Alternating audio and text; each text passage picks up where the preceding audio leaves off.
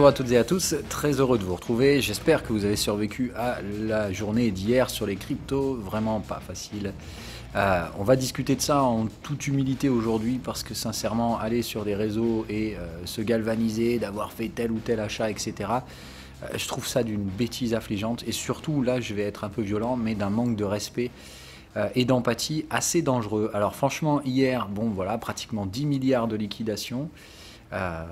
Ça c'est du vrai argent hein, qui est donc parti en fumée, donc des vrais comptes de trading qui sont passés à zéro parce que des vrais gens faisaient probablement un peu n'importe quoi sur leur effet de levier.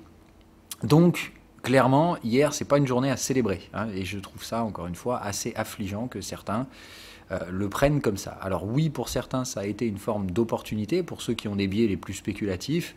Évidemment, pour d'autres, bah, voilà, c'est une journée en enfer, et on va dire pour la plupart, c'est une journée qui se trouve à peu près entre les deux. On a survécu, mais les comptes de trading ont pris un sacré coup, les biais vont devoir être recadrés, et surtout les scénarios également. Donc, commencer à faire la petite musique le jour même pour faire du buzz ou Dieu sait quoi, voilà, ça m'horripile personnellement et je trouve que c'est preuve d'un amateurisme et d'un manque de respect assez flagrant. Donc on commence déjà par cette première introduction, un peu d'humilité, on prend du recul et admettre que clairement, encore une fois, on ne maîtrise jamais rien dans les marchés et que là n'en est qu'un plus bel exemple pour le prouver. Donc, si vous avez survécu, c'est déjà bien.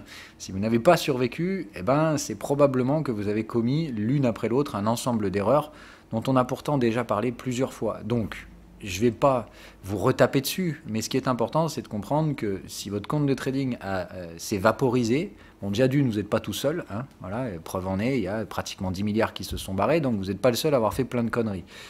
Il ne faut pas chercher à fuir, nier ou se battre contre le marché. Ça ne sert strictement à rien, hein. Ce sont les réponses émotives que vous allez avoir suite au traumatisme violent que vous avez. Hein. Se faire fumer un compte de trading, ça ne peut pas être plaisant, donc forcément tout un tas de mécanismes stupides vont se mettre en place derrière. Donc cherchez pas des responsables, la seule personne responsable c'est vous. Par contre, maintenant vous auto-flagellez, ça ne sert à rien. Hein. Donc là, essayez de rationnellement parlant, s'il y a un seul truc positif que vous pouvez tirer de tout ça, c'est d'essayer de faire le deuil, c'est-à-dire refaire en marche arrière tout ce que vous avez fait ces dernières semaines qui vous a conduit à ce truc-là. Et vous verrez que pour autant, cet ensemble d'erreurs que vous avez commis, j'aime pas dire ça, mais je vous l'avais bien dit. Et vous le saviez, simplement, vous avez périodiquement choisi de ne pas l'appliquer. Et il y a certains cas de figure où ça passe, il y a certains cas de figure très rares où l'enchaînement de ces prises de risque, ou on va dire plutôt de ce déni du risque, enchaînés l'un après les autres, fait que plein de petits risques que vous avez pris sans vous en rendre compte se sont empilés dans une forme d'entonnoir qui vous a complètement fermé la porte à la fin. Et évidemment, là, le marché vous a mis dehors, vous n'aviez aucun autre moyen d'en sortir. C'était de toute façon soit accepter une perte abyssale, soit se laisser stopper en margin call. Voilà. Donc, c'est triste, mais si vous êtes dans ce cas de figure-là, on va direct commencer par les choses les moins moins appréciables. On va revenir évidemment derrière sur des scénarios beaucoup plus enjoués et évidemment des scénarios beaucoup plus neutres. Mais on commence par le pire, voilà. Donc, si vous êtes flush, le premier truc à faire, c'est de comprendre que vos réactions vont être irrationnelles pendant au moins les 2 prochaines semaines. Il ne faut pas vous attendre à avoir l'esprit clair face au marché dans ces temps-là. Donc, première des choses, l'envie de se refaire, d'aller remettre d'autres économies que vous n'aviez pas prévu d'investir parce que vous ratez l'opportunité du rebond du machin. Bon, non, hein, voilà. Pire que ça, donc je veux dire, chercher des responsables, quoi, c'est la faute d'Elon Musk, c'est la faute de la Chine. Non, c'est la faute de personne. Vous avez commis pas mal d'erreurs, vous avez nié des risques et vous venez de découvrir, malgré vous et assez brutalement, que le marché, c'est pas facile. Et surtout que le marché, c'est chaotique. Donc cherchez pas à blâmer qui que ce soit, le chaos est responsable. Et je vous l'ai toujours dit, si quelque chose a 1% de chance de se produire, même si on doit l'ignorer dans la gestion du risque, si ce 1% de chance doit vous faire quitter le marché, c'est-à-dire tout perdre, eh bien c'est qu'il y a un problème. On ne peut jamais à aucun moment, même si c'est 1% de chance, prendre le risque de tout perdre. On l'avait vu, les spéculations allaient bon train ces dernières semaines et sur des, on va dire, des niveaux d'excitation relativement dangereux. Je ne parle pas de Dogecoin, tout ça, mais voilà, c'était relatif, je veux dire, d'un moment assez dangereux.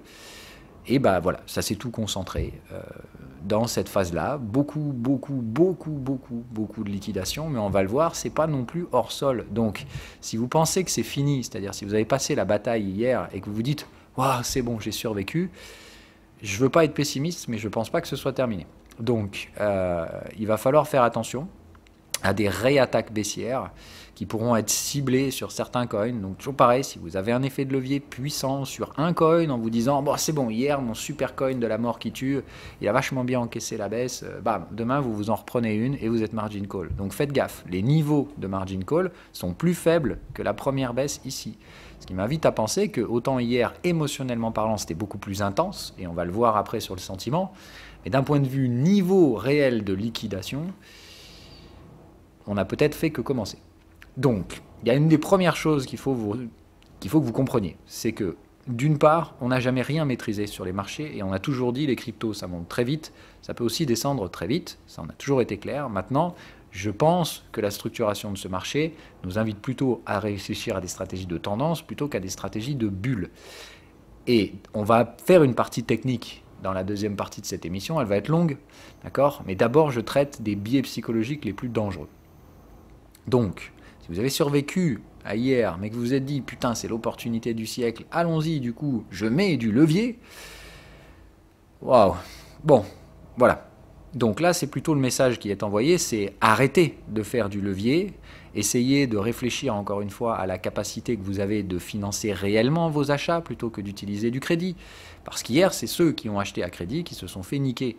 Et il y en a encore beaucoup des achats en crédit. Donc il faut faire très attention, ça peut aller beaucoup plus bas. Il n'y a en soi aucune limite de prix dans ces marchés. Ça peut tirer vers zéro. La valeur de ces trucs-là n'est que celle que vous leur accordez. Pour ma part, je pense clairement que ça vaut beaucoup plus que le prix actuel, mais pas forcément aujourd'hui. Et c'est là tout le problème, et on va le voir. Donc aujourd'hui, on parlera de ces thématiques-là, comment beaucoup ont fait un dangereux mélange entre spéculation et investissement, et comment ces 7 erreurs à la base de compréhension, plus plein de petites erreurs comme oublier un TP ou refuser de TP, donc les fameux biais permabull. J'ai pas encore fait le cours sur les trading lessons à ce niveau-là. On avait introduit la partie 1, celle où je vous avais parlé de la dissonance cognitive. On n'a pas encore fait la partie 2 où je creuse dans les biais permabull, permabear et biais contrariens. Et là, clairement, c'est la plupart d'entre vous, si vous vous êtes fait liquider aujourd'hui, hier, c'est probablement dû à des biais permabull. C'est-à-dire que vous avez tout simplement nié le risque, pris des risques inconsidérés, penser que des situations totalement intenables dans la durée pouvaient être projetées, et pire que ça, c'est-à-dire que sur les sommets, vous avez continuellement repoussé les objectifs et vous avez refusé de faire un TP. Ça, c'était la première des erreurs. Le TP aurait réduit l'aspect émotionnel de votre biais, et comme vous avez refusé de faire des TP, la baisse, vous l'avez subie, puis vue comme une opportunité, puis vue comme un moment historique, puis vue comme l'opportunité historique de renforcer, de renforcer, de renforcer. Bref, vous avez surexposé vos portefeuilles, et hier, c'est la liquidation. Et ça, je vous jure, c'est une suite d'erreurs que je connais très bien parce que c'est très typique du biais permabull. Et c'est comme ça.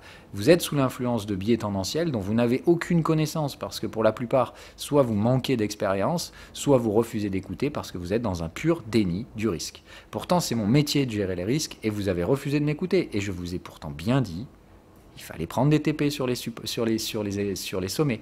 Il fallait que ces TP soient de l'ordre de 25% quand même des portefeuilles, et je pense que déjà là, j'étais très agressif à l'achat. Derrière, il fallait réinvestir partiellement ces TP sur des supports, sur des niveaux techniques sur lesquels on achetait sans levier et on gardait du cash parce qu'on manquait de visibilité tant que le range n'était pas formé. Qu'est-ce qu'on a fait hier? Peut-être qu'on a formé le bas du range, peut-être qu'on n'a fait qu'une première attaque et qu'il en restera une derrière. Donc on va faire assez attention à ça. On bascule sur la partie technique juste après. Ce que je voudrais vous montrer, c'est d'abord la partie sentiment. Donc voilà, là on est en extrême fear, c'est l'horreur. Donc on est à 11, on est sur des niveaux semblables à ce qu'on a connu pendant le Covid. C'est juste pour vous remettre les choses en perspective. C'est-à-dire que là, hormis la période Covid, un petit point ici au beau milieu de la fin du monde en été 2019, là où d'ailleurs les achats avaient été réalisés pour ma part, si ma mémoire est bonne, et on va dire un ensemble de 1 ou 2 points dans lesquels on a réussi à passer dans cette zone des 10 ou dessous. Donc en fait, là aujourd'hui, c'est l'enfer, c'est la fin du monde, etc. Et pour autant, je suis navré, les sommets sont ascendants, les creux le sont également. On va le voir sur les graphiques, la tendance n'est pas du tout finie. Mais par contre, ça vous rappelle une première chose, le chaos peut taper à n'importe quel moment. Et plus les marchés sont spéculatifs, plus évidemment, ça peut faire mal. Allez, on part sur les marchés. Donc, première chose à regarder, déjà, on arrête de faire du graphique horaire et 4 heures, s'il vous plaît. Sauf si vous êtes trader expérimenté et que vous savez gérer la volatilité, il faut clairement absolument pas vous remettre sur les marchés actuellement. C'est pas du tout le moment approprié pour ça. Là, c'est le moment approprié pour repasser sur des graphiques hebdomadaires, voire mensuels, pour avoir une vision un peu plus globale de ce qui se passe. Donc, un repli, alors qu'on est suracheté en mensuel, on est toujours, jusqu'à preuve du contraire, très bull. Je suis navré, hein. Enfin, moi je regarde le momentum, il est en skyrocket, hein. C'est-à-dire que là, moi, est-ce que je suis passé baissier sur les cryptos? Ben, pas du tout en fait. Sur un horizon de temps mensuel, même vraiment pas du tout. D'un point de vue cycle, on est toujours aussi très largement au... Alors, on a bien avancé sur ce cycle, mais à mon avis, il reste encore pas mal de temps. Surtout s'il s'agit effectivement là d'un schéma tendanciel, hein, creux et sommet ascendant, voilà, on va pas se mentir. Alors, on va devoir passer en logarithme ici, parce que bon, sinon, on n'y verra rien du tout. Mais voilà, donc toute proportion gardée, et là on n'a pas évidemment le bull run précédent, etc. sur ce crypto total. Voilà, d'un point de vue cycle, on voit bien qu'ici, c'est pas non plus le moment de s'exciter outre mesure sur des chiffres très irrationnels.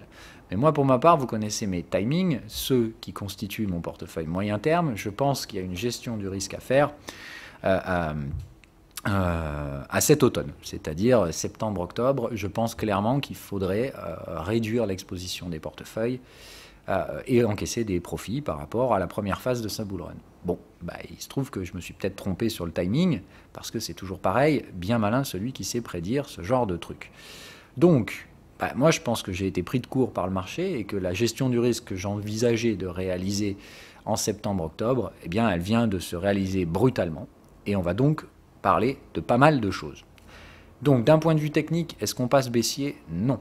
Est-ce que ça s'est déjà produit dans l'histoire des cryptos? Oui. Est-ce que c'est très brutal, très violent? Oui, ça fait mal, ça choque surtout les gens qui avaient des biais permabull. Les gens qui se sont fait liquider avaient clairement un biais tendanciel et ça ne peut en être autrement. C'est juste ça. Si vous avez pris des stop-loss hier, ça par contre c'est normal.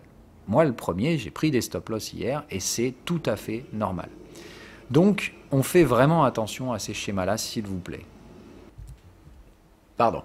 Donc, d'un point de vue technique, ce qui vient de se passer, c'est tout simplement un peu une phase reset, mais moi j'appelle ça surtout un pullback au sein d'une tendance, et je vois rien ici devant moi qui m'invite à penser que cette tendance vient de changer de direction. Elle reste pour moi fermement haussière, mais par contre, évidemment, beaucoup de biais spéculatifs ont pu alimenter ces trucs-là. Tout simplement, beaucoup de gens qui se positionnent en levier sur des supports, et des market makers qui ne couvrent pas les positions, voire même qui vont parfois miser contre vous. Et puis derrière, il y a plein de facteurs ici qui ont pu alimenter ce truc-là. Loin de moi l'idée de chercher à apporter une réponse.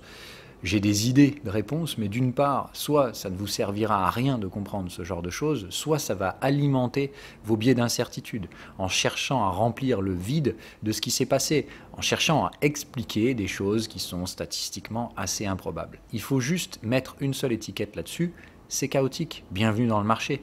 Et puis c'est tout. Parfois ça arrive, voilà. Et comme je le répète hier, beaucoup d'erreurs faites entre des gens qui faisaient de l'investo-spéculation. Et ça malheureusement, effectivement, quand c'est fait correctement, on passe proche du précipice, mais normalement vous aurez largement survécu. Ceux qui évidemment ont fait de la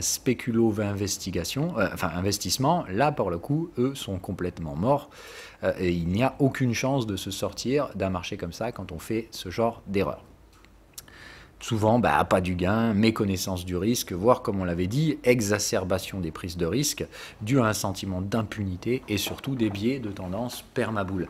Ces mêmes biais, d'ailleurs, au passage, que beaucoup ont sur les marchés actions aujourd'hui. Hein.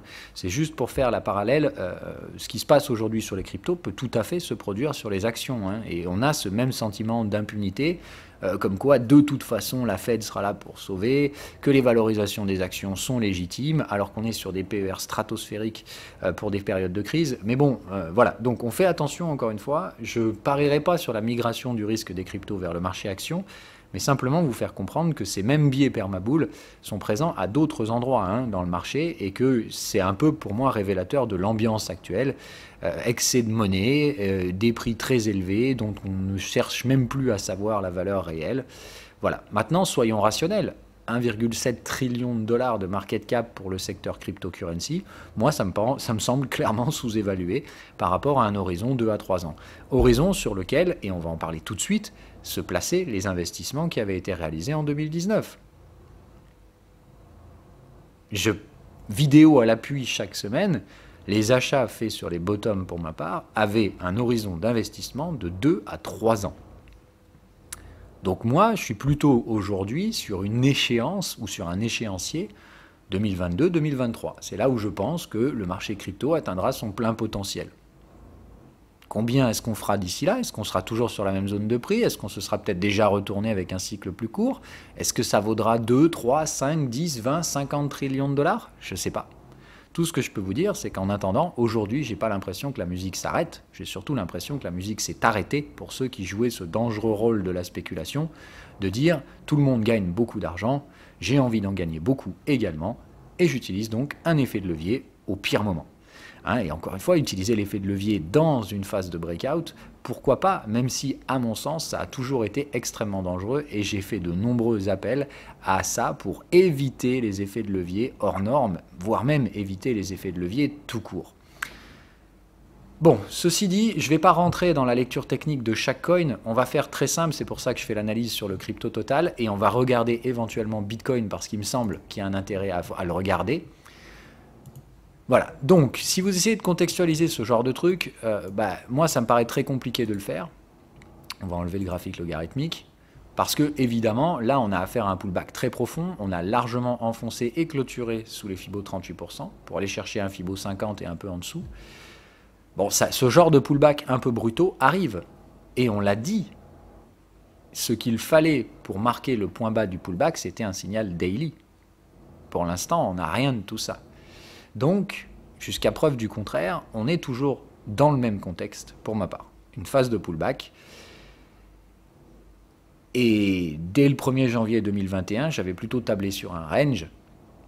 J'aurais jamais imaginé que le range prendrait cette forme-là. C'est-à-dire qu'en soi, nous sommes revenus chercher ces mêmes niveaux. Voilà, début d'année. Reset par rapport au 1er janvier. En fait, je ne m'étais pas trompé sur le scénario. Je me suis juste trompé sur les timings. Moi, j'ai toujours pensé et cru qu'on ferait une phase de divergence et qu'on s'installerait dans un gros range tout le début de l'année avant d'essayer de reprendre une forme de performance à la mi-année. Bon, je me suis trompé dans l'ordre. On a bien bourré. Maintenant, on va probablement se faire chier tout l'été. Et encore, je suis poli parce que c'est peut-être pas forcément que l'été. Tout dépend le temps qu'il nous faudra. Et je pense toujours à un réamorçage des tendances plutôt sur la fin de l'année. Donc en soi, le plan n'a pas changé. La forme vient simplement de changer. Donc les achats sont surtout dans le bas de range, et comme je l'ai dit, si vous vous dites « Ah non mais hier ce qu'on a fait c'est beaucoup trop gros, on va forcément remonter ». Alors oui, les retours à la moyenne, ça me semble assez probable. Mais de là s'imaginer qu'on a fait le point bas, je suis plutôt pas d'accord en soi. J'ai même l'impression qu'on va y revenir sur ce point bas, et qu'on va même y passer pas mal de temps. Donc attention, attention aux dangereux biais spéculatifs. Il me semble qu'ils sont totalement inappropriés et j'ai l'impression qu'il en reste encore. Comme on l'a vu, les niveaux de liquidation ne sont pas si dramatiques que ça. Les niveaux de prix qui ont été touchés ne font aucun sens technique pour moi. Mais reprenons encore une fois la mesure. Nous sommes simplement revenus sur les niveaux de janvier 2021, en l'occurrence février. On est en mai. Alors oui, les chutes sont fortes, mais la hausse l'avait été tout aussi. Donc, c'est plutôt ici un effet de balance et on va dire de vraie volatilité pure. Donc oui, ça ne fait aucun sens graphique de voir ce genre de truc et la brutalité du mouvement ici va mettre un bon moment avant de se stabiliser. Tout simplement parce qu'ici, on est sur des horizons de temps très larges. Il n'y a qu'à le voir. En daily, ici, cette volatilité ne me semble pas hors norme. J'ai déjà vu des graphiques réagir comme ça et j'en verrai encore. Donc ici, pour moi, ça commence à faire un petit peu de sens. Ce n'est pas les zones statistiques où normalement il faut acheter, puisque normalement ici, comme on l'a dit, on achète des clôtures sous les contextes 4 heures et normalement on est supposé acheter à proximité des niveaux Fibonacci. Bon, là, le niveau a été complètement enfoncé et on a clôturé dessous. À moins de le récupérer en clôture aujourd'hui, ce qui serait plutôt un signe de raffermissement de ce marché, il me semble qu'on risque d'évoluer à l'intérieur du range en son entier, c'est-à-dire que beaucoup préféreraient ignorer ce qui s'est passé hier en disant « ces prix sont inintéressants, nous y sommes allés juste pour stopper des gens ».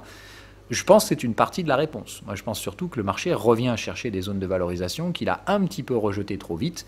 Et surtout, j'ai l'impression que la structure globale du range vient de changer. Ma spéculation, et je tiens encore une fois à le préciser, était mauvaise. Je me suis moi-même planté et j'ai moi-même réalisé des achats hier matin sur cette zone FIBO 38 et j'ai pris des stop-loss.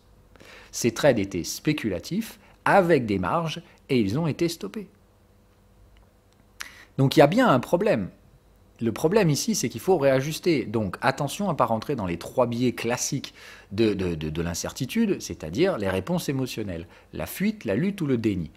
Là, il ne cherche pas pour ma part à lutter contre le marché, il a baissé, il a envoyé un message. Le message, c'est que le range va être plus large que prévu et probablement peut-être plus long. Mais le biais que j'avais janvier 2021 était au final le bon.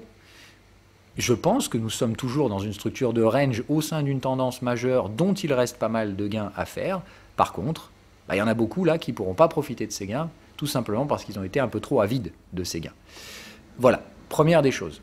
Donc on reste sur cette stature de range. Pour ma part, le scénario global que je traitais depuis plusieurs semaines ne change absolument pas. Simplement, il va falloir recadrer tout ça sur des biais légèrement différents. C'est quelque chose que je n'ai pas encore traité avec vous parce que je le traite normalement avec les expérimentés. C'est la lecture de la volatilité du marché. C'est-à-dire que quand vos contextes commencent à réagir de façon un petit peu épidermique et brutale, la première des choses à faire, c'est soit de ne rien faire si on a la capacité ou si on est en formation, c'est-à-dire qu'on est en train d'apprendre. Si on est un petit peu plus expérimenté et qu'on est donc de niveau jaune et qu'on sait lire les structures de tendance, il me semble que quand quelque chose d'anormal se produit comme ça, il est essentiel de passer sur de la lecture de volatilité. C'est souvent là que se trouvera une partie de la réponse qui vous manque. Quand le marché ne réagit pas de façon dynamique, donc c'est-à-dire avec des trendlines, des canaux, ce qui est analysé par ProFramework, c'est souvent qu'on va chercher des bornes de volatilité. C'est-à-dire, on va chercher à déplacer les prix le plus loin possible jusqu'à ce que la gestion du risque se fasse par la volatilité. C'est-à-dire qu'on s'écarte le plus loin possible des moyennes jusqu'à un point où il devient stupide de continuer à parier dans ce sens. Et là, clairement, on va taper ce qu'on appelle de l'écart type. On s'écarte de la moyenne. On va généralement chercher ce qu'on a l'écart type 2, en tout cas c'est l'écart type le plus commun. Et c'est généralement là que plus aucune spéculation contrarienne ne se met en place. Donc, c'est un peu ce qui s'est produit hier, c'est-à-dire qu'hier, on a complètement tout enfoncé pour venir chercher une borne de volatilité. Donc la réaction hier épidermique à la reprise acheteuse de ce marché n'est pas anodine parce qu'elle se produit sur une zone technique de volatilité. Donc, ça change une partie du marché dans la psychologie, pas dans la structure. Moi, je vous l'ai dit, je ne vous apprends pas à trader par la volatilité parce qu'elle ne vous aide absolument pas à structurer correctement le marché. Alors que l'analyse dynamique, avec des lignes et des canaux et des fourchettes, ou en tout cas ce qu'essaye d'émuler Framework, là vous y arrivez beaucoup plus facilement à contextualiser ce marché. Mais il faut bien comprendre que contextualiser n'a jamais expliqué et ne peut en aucun cas cadrer tous les mouvements de marché. Il y a des cas très rares, comme là, où on va aller chercher de la volatilité basse alors qu'on est en tendance haussière. C'est très rare et effectivement la violence du mouvement hier a surpris beaucoup de monde et pourtant c'est pas hors norme. Donc, moi, est-ce qu'hier, on est entré en marché baissier? Mais non, hier, on est juste allé chercher une borne de volatilité. Et ceux qui s'étaient positionnés trop agressivement dans les tendances ont juste dû recevoir un message qui est là pour recadrer. On va évoluer maintenant au sein de ces bandes de Bollinger, ici, et on va y rester pendant un moment. Est-ce qu'on reviendra chercher la borne haute? J'en ai le sentiment personnel. Par contre, ce qu'il faut que vous compreniez, c'est que vous n'avez aucun moyen de prévoir l'évolution de la volatilité. Alors que vous pouvez prévoir l'évolution d'une trendline, d'un canal, d'une fourchette d'Andrews. Ce sont des niveaux dynamiques qui évoluent, mais qui sont projetables. C'est pour ça que vous pouvez construire un plan avec ces trucs-là. Ce qui n'est pas et ne sera jamais le cas avec la volatilité. La volatilité, elle est réactive. Vous allez vous réagir au marché. Chose que je ne veux pas dans votre formation au trading. Vous avez besoin d'abord de structurer vos modèles de construction et de vos scénarios, quitte à faire des bêtises. parfois la volatilité va vous surprendre et vous allez éventuellement prendre des stop-loss. À terme, je vous apprendrai à trader avec la volatilité, mais ça arrive plus loin dans la formation. Voilà. Bref, donc on va s'arrêter là aujourd'hui pour la structure. D'accord ? Les structures techniques d'analyse dynamique ont été mises en échec hier par un biais de volatilité. Et il n'y a clairement pas que ça. Il y a aussi évidemment une surspéculation qui a alimenté ce truc-là. Et puis probablement un joli market making qui se sera bien fait un grand plaisir de mettre la main dedans. Je terminerai avec cette dernière chose, qui est le schéma que je vous avais déjà présenté sur Twitter et à l'intérieur du Discord. Et je vous ai mis ce message il y a seulement quelques jours pour vous dire, attention, on est là. C'est-à-dire que la smart money s'est adaptée. Elle commence à essayer de reprendre le contrôle. Certaines personnes vont avoir le réflexe stupide de penser qu'on va revenir au business comme avant. Autrement dit, les disrupteurs de la crypto-devise ne sont que des vilains spéculateurs. On va les dégager, puis on va revenir au bon vieux business bancaire, ce qui est une erreur manifeste de méthode de pensée. Une révolution ne s'arrête pas, elle se poursuit. Et les comportements radicaux qui vont se... J'avais dit, faites attention aux comportements radicaux de la vieille monnaie, entre guillemets, qui va chercher à se venger et à vous punir. Je pense clairement qu'hier, on rentre dans la thématique un peu de la punition.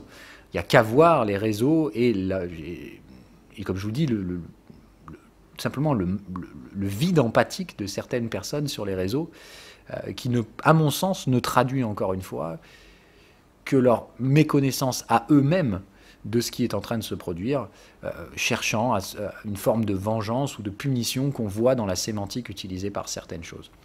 Le problème, c'est que je vous avais aussi averti sur le fait que la prochaine étape en risque, puisque la plupart d'entre vous étaient des disrupteurs, c'était de vous faire frapper par cette phase de désillusion.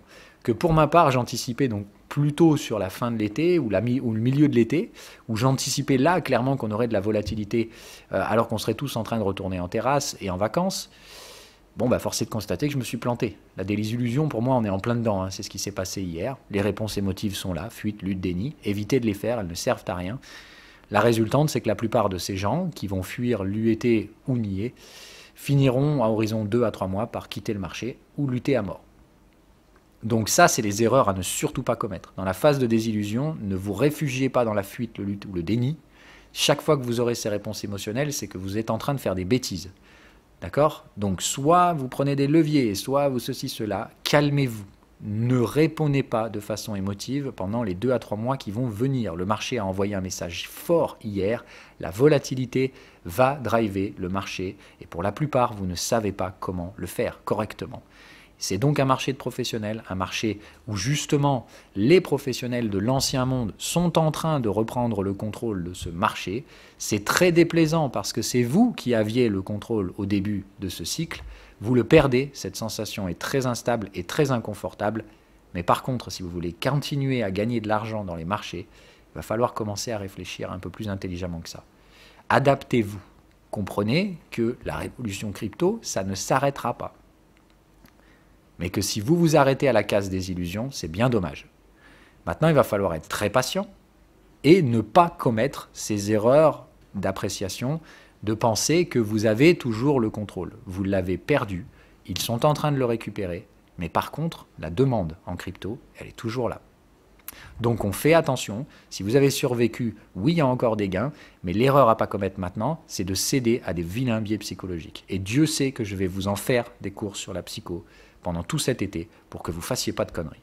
Il faut tenir à ce niveau-là et il ne faudra surtout pas céder à ces envies, soit évidemment nous-mêmes de se venger, de punir les vilains méchants qui vous auraient attaqué pour vous piquer votre argent. Non. Les choses vont s'équilibrer, ça va probablement se batailler dans un range et évidemment, retenez-le s'il vous plaît, la réalité statistique du marché montre que de toute façon, l'argent a tendance à partir des mains les moins expérimentées vers les mains les plus expérimentées. Donc comprenez que le temps ne joue pas en votre faveur. Il va déclencher pléthore de biais psychologiques qui n'existent pas chez les gérants smart money. Ils savent gérer l'argent, ils ne tomberont pas dans ces pièges. Faites en sorte de ne pas y tomber vous-même également. Est-ce que l'avenir me semble toujours radieux pour les crypto-devises? Oui, pour les bons dossiers. Par contre, les shitcoins, les machins qui s'introduisent à je ne sais pas combien de milliards alors que ça valait rien avant, etc., etc., cette époque est révolue. bienvenue dans le range. On l'attendait, je ne l'attendais pas sous cette forme. Ça va être encore plus piégeux puisque ce range va s'orchestrer sur des schémas de volatilité. Et ça, ce n'est pas le signe de quelque chose de facile à gérer pour les débutants. Ok, on fera des cours sur la volatilité, je ferai tout pour vous aider à aborder ces structures de façon la plus, on va dire, rationnelle possible. Mais j'aimerais d'abord qu'aujourd'hui, vous preniez la mesure de ce qui se passe et des nombres d'erreurs que vous pourriez commettre dans les prochaines semaines. Réfléchissez bien avant d'appuyer sur n'importe quel bouton, s'il vous plaît. Et surtout, à mon avis, n'appuyez sur rien du tout pendant les 48 prochaines heures. Laissez le marché se stabiliser. Attendons une clôture hebdomadaire déjà. Et après, probablement même une clôture mensuelle. Pour tous les gens qui ont pris, et je le redis fort, un gros margin call hier, que ce soit sur une partie du capital que vous possédiez ou sur la totalité dans les cas les plus extrêmes, dans tous les cas, retenez que c'est un choc, c'est un traumatisme psychologique. Il ne faut absolument pas trader avant la fin du mois. Vous attendez la clôture mensuelle avant de replacer un quelconque trade que ce soit. Si vous avez juste pris des stop-loss hier comme moi, bon bah ça c'est la vie, ça vous rappelle que les marchés sont chaotiques, nous on continuera de travailler bien entendu. Mais j'insiste, ceux qui ont pris un choc hier doivent non pas chercher à fuir, lutter ou nier ce qui s'est passé. Si vous avez été fortement blessé, il faut avant tout vous soigner. Et ça nécessite de ne plus trader. Et je vous conseille également de ne même pas regarder le marché jusqu'à la clôture mensuelle. Soyons rationnels, il va probablement plus rien se passer jusqu'à cette clôture mensuelle. Essayez de ne pas regarder les marchés. Faites autre chose, profitez de la vie. Vous avez une famille, vous avez des amis. Ces choses-là sont bien plus importantes que le marché. Surtout qu'il risque probablement de ne pas se passer grand-chose les prochaines semaines et que le peu qui s'en passera probablement, c'est quelque chose que vous aurez extrêmement de mal à gérer, dû à des biais psychologiques. Donc ne tradez pas, protégez du capital si vous en reste, et si vous avez tout grillé, bah écoutez, il va falloir reconstituer un capital si vous voulez retrader. Et parfois, certaines personnes deviennent de bons traders à terme en s'étant d'abord tapé un margin call colossal. Donc ce n'est pas forcément la fin pour vous, mais en tout cas, il va falloir soit reconstituer un capital, arrêter de trader pendant au moins plusieurs semaines, le temps de recadrer la psychologie après un choc brutal. Il faut vraiment ici penser sur des thématiques médicales, en fait. Vous souffrez d'un traumatisme psychologique et il va falloir vous soigner. Et ça, il n'y a que le temps qui le fait. Voilà. Bon, ceci dit, je parle ici de manière assez dramatique de quelques cas probablement isolés. Mais il me semble important aujourd'hui d'avoir un minimum d'humilité par rapport au fait que moi, j'ai pas envie de célébrer ce genre de journée. Je sais clairement qu'il y a pas mal de gens qui ont perdu beaucoup d'argent hier. J'espère qu'ils sont le plus rares que ceux qui, on va dire, ont été assez surpris hier. C'est le cas pour ma part. C'est pas une bonne journée, c'est pas une mauvaise journée. C'est une journée surprenante hier. Et il y en a très peu comme ça. Donc oui, ce sont les journées dont on se souvient après dans une carrière de trader parce qu'elles marquent. Mais ce n'est pas les journées qui réellement changent grand-chose pour ma part sur les comptes de trading. Je ne pense pas que la baisse de valeur qui a été faite hier soit excessivement représentative d'une baisse à venir encore plus forte. Par contre, la volatilité, elle, peut faire varier les prix assez considérablement. Maintenant, si vous êtes sur des investissements moyen terme, on fera le point dans quelques mois et à mon avis, ce qui s'est passé aujourd'hui sera probablement non significatif sur des horizons de temps mensuels. Voilà, bye bye.